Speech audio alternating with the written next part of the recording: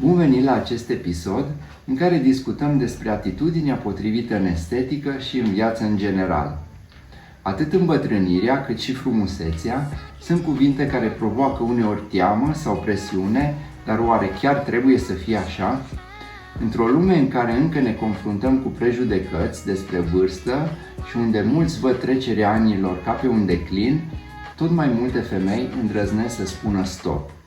Vârsta nu trebuie să ne limiteze frumusețea sau bucuria de a trăi. Este adevărat că ageismul, discriminarea pe bază de vârstă, încă persistă. Avem standarde nerealiste și mesaje care ne spun că, după o anumită vârstă, nu mai suntem la fel de valoroși. Dar lucrurile încep să se schimbe. De ce? Pentru că o nouă generație de femei refuză să se ascundă doar pentru că au trecut de menopauză. Ele își asumă libertatea de a fi frumoase și active la orice vârstă. Femeile din Franța au o abordare celebră. Viața începe la 50 de ani.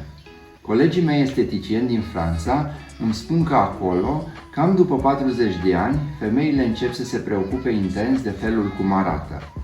Vârsta aceasta corespunde cu perioada în care devin destul de vizibile unele semne de îmbătrânire, precum și cu faptul că la această vârstă își mută atenția de la creșterea copiilor asupra persoanei proprii. Nu caută să dea timpul înapoi, ci să arate bine în fiecare etapă a vieții. În spatele acestei filozofii stă un obicei de a îngriji pielea încă din adolescență. Deși nu se tem de intervenții estetice, accentul cade pe un look cât mai natural, baby botox, filere discrete sau pur și simplu pe crema potrivită și pe acceptarea unor riduri care spun povestea vieții.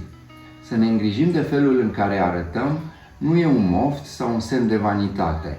Este o formă de self-care.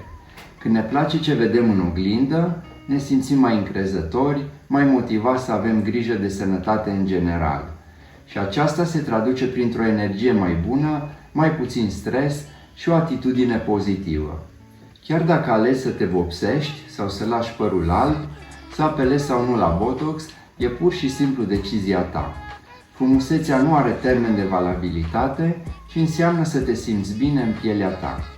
Pentru unele femei nu, înseamnă pro-ageism asumat. Preferă activitatea fizică, un ruj de culoare intensă, o tunsoare nouă. Altele spun da unor ajustări estetice discrete, menite să le dea acel aer de prospețime. Nu există o rețetă universală, ci doar dorința de a fi cea mai bună versiune a ta. Your face, your choice, your business. Indiferent ce alege fiecare, este timpul să renunțăm la rușine și la tabuuri.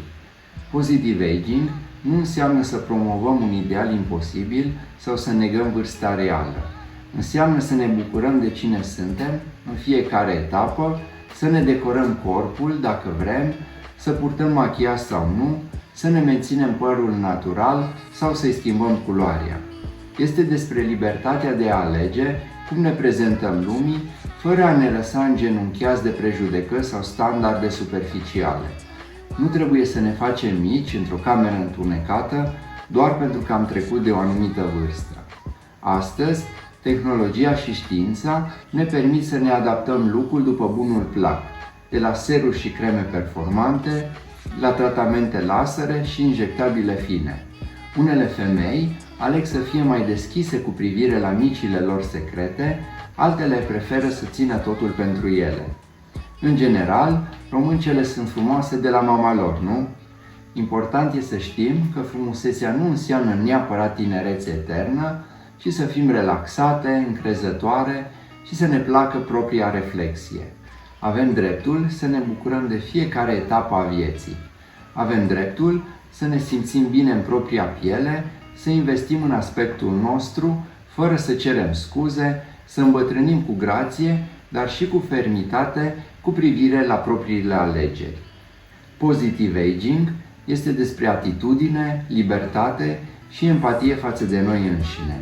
Pentru că, la urma urmei, frumusețea adevărată înseamnă să ne trăim viața cu încredere, indiferent de numărul anilor din buletin. Îți mulțumesc că ai urmărit acest video despre redefinirea frumuseții la orice vârstă. Dacă rezonezi cu acest mesaj, dă-ne un like, abonează-te și distribuie acest material prietenilor tăi. Scrie-ne în comentarii ce înseamnă pentru tine Positive Aging și cum îți menții încrederea în propriul look de-a lungul anilor. Ne vedem în curând cu alte idei și perspective valoroase.